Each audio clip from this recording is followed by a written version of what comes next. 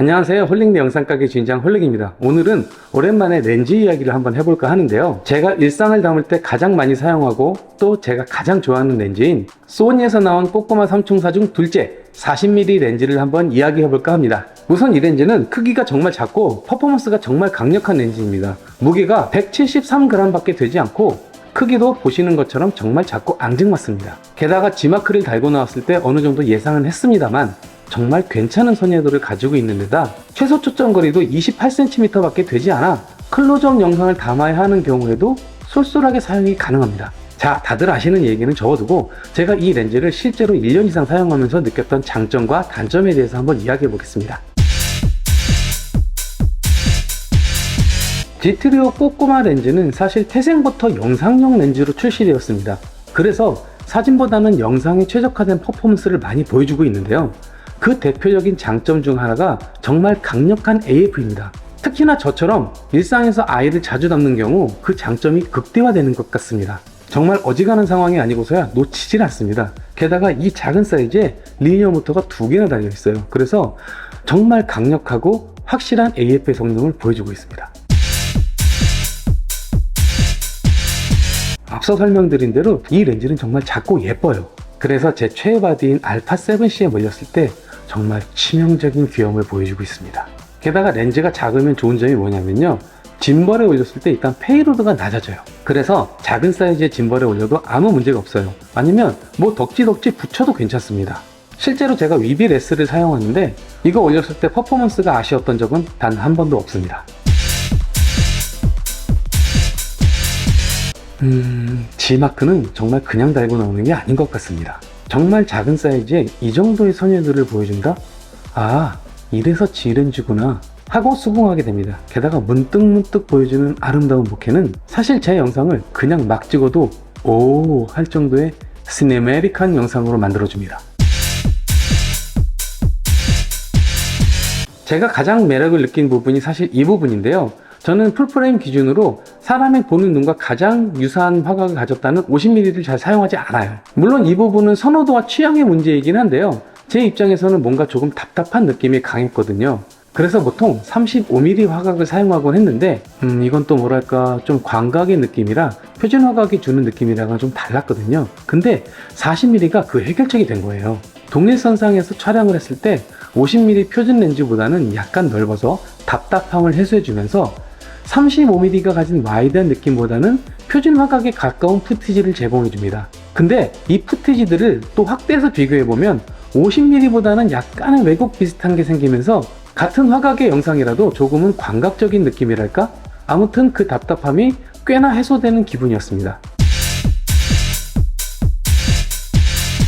이게 처음에 이런 기능이 있는 렌즈가 없었을 때는 몰랐는데요. 한번 이런 기능을 써보고 나니까 이런 기능이 없을 경우에는 정말 답답한 거예요. 특히나 빠르게 조리개를 전환하거나 초점을 고정시켜야 하는 스케치 촬영에서는요, 정말 필수적인 기능입니다. 생각해보세요. 메뉴에 들어가서 그거 찾아가지고 또 값 바꿔주고 다시 나와서 그럼 이미 다 놓쳐요.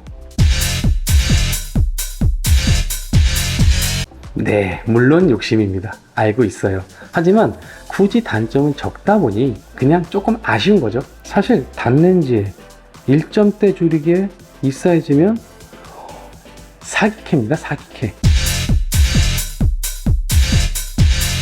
네, 작다는 게 일상을 담거나 그냥 일반적인 브이로그를 할 때는 매우 큰 장점입니다. 하지만 저처럼 상업 영상을 촬영하는 경우에는 약간의 단점이 될 수도 있더라고요. 클라이언트들이 와서 막 무시해요. 이걸로 찍는다고요? 사실 렌즈에 대해서 혹시 잘 모르시는 분들이라면 무조건 큰 게 좋다라고 생각하시는 분들도 계십니다. 하지만 이 렌즈는 그 통념을 또 바꿔준 렌즈라고도 할 수 있겠네요. 단점만 하는 거 아니었어? 그러네. 영상을 잘 찍고자 하는 마음이 커져가는 시기가 있습니다. 이때 대부분의 사람들은 장비를 바꿉니다. 네, 맞아요. 사실 장비를 바꾸는 게 내 영상의 결과물을 가장 빠르고 손쉽게 업그레이드하는 방법이긴 합니다. 근데 뭐부터 바꾸실래요? 바디요? 소니를 기준으로 한번 생각해 볼까요? 알파 6400보다는 당연히 풀프레임인 알파7C가 나을 겁니다. 그리고 최근에 나온 M4라는 바디가 당연히 10비트니까 7C보다 훨씬 더 좋을 거예요. 전문가의 영역으로 올라가면요, 저도 사용하고 있는 알파7 S3가 훨씬 더 좋아지겠죠. 그 위로 올라가면요, FX6, 9, 베니스, 뭐 타사 브랜드인 코모도, 아리 등등등등 정말 한도 끝도 없이 올라갈 수 있겠죠. 뭐 장편 영화 촬영 계획이 있으시면 뭐 괜찮습니다. 근데요, 대부분의 사람들은 그저 취미로 나의 일상을 조금 더 예쁘게 담고 싶어서 영상을 공부합니다. 그런 분들에게 과연 그렇게 좋은 바디가 필요할까요? 물론 새 장비를 사는 것 자체가 행복인 분들도 계시고요, 장비를 바꾸고 계속 모으는 것 자체가 취미인 분들도 계십니다. 만 한번 여쭤보고 싶어요. 바디만 바꾼다고 해서 내 영상이 드라마틱하게 바뀝니까? 네, 그렇지 않아요. 영상을 예쁘게 혹은 시네메릭하게 담고 싶다면 공부해야 될 것이 정말 많거든요. 그럼 다시 처음으로 돌아가서 알파 6400이라는 바디로 촬영을 하면 내 영상이 구리게만 나올까요? 네, 그렇지 않습니다. 유튜브에 샷온 알파 6400이라고 검색해 보시면요, 정말 말도 안 되는 멋진 영상들이 수두룩하게 나오거든요. 영상 제작은 특히나 본인이 알고 이해하는 만큼만 표현할 수 있다고 생각해요.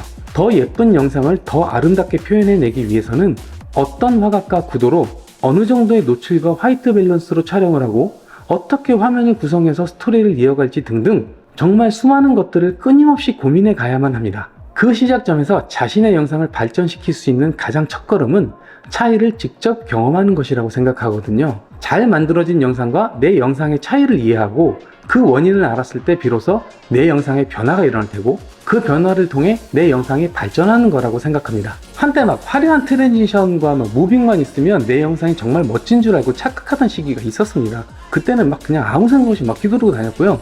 또 컬러 그레이드는요, 어디서 제대로 배워보지도 않아놓고선 막 사람 얼굴을 막 시체로 만들어 놓고 막 그게 멋있다고, 이게 바로 헐리우드 스타일이야 막 이러면서 착각하던 시기도 있었거든요. 그래서 내 피부를 그렇게 만든 거였냐? 아니, 그 틸트 앤 오렌지라는 근데 그때 제 멘토께서 정말 날카롭게 지적해 주셨던 한마디가, 표준 화각 렌즈 하나로 삼각대 카메라를 고정해 둔 후 그 프레임 안에서 일어나는 피사체의 움직임만으로 이야기를 구성해가는 연습을 꾸준히 해보세요 라는 말씀이셨습니다. 심지어 화벨, 노출, 색감 이런 건 신경도 쓰지 말라고 하시더라고요. 그때 제가 가지고 있었던 표준 화각 렌즈가 이 40mm 렌즈였고요. 오로지 한 가지 화각으로만 영상을 구성하다 보니 금세 제 영상의 문제점이 뭔지 알 수 있었던 것 같습니다. 다시 렌즈 이야기로 돌아와서, 만약 지금 조금은 오래된 휴대폰을 가지고 촬영을 하시거나 카메라는 있지만 그냥 번들 렌즈를 사용하고 계신 분들이라면 아마도 이 렌즈를 통해 그 차이를 분명히 느끼실 수 있을 거라고 생각합니다. 그래서 사람의 시선으로 바라보는 화각을 그대로 구현하면서 다양한 시도를 해볼 수 있는 좋은 렌즈라고 생각합니다. 결론입니다. 물론 이 렌즈 하나를 가진다고 뭐 또 드라마틱한 변화가 일어나지 않을 수도 있습니다. 하지만 어디서부터 변해야 될지 모르는 분들에게는 그 방향을 제시해 줄 수 있는 좋은 시작점이 될 수도 있다고 생각합니다. 오늘의 이야기가 도움이 되셨다면 좋아요와 구독 버튼 그리고 알람 설정까지 부탁드리고요. 이 영상의 끝에 지난번 여행 때 오로지 이 40mm 렌즈 하나로만 촬영한 주니어의 하루를 영상으로 담아봤습니다. 끝까지 시청해 주시고요. 다음 영상에서 뵙겠습니다.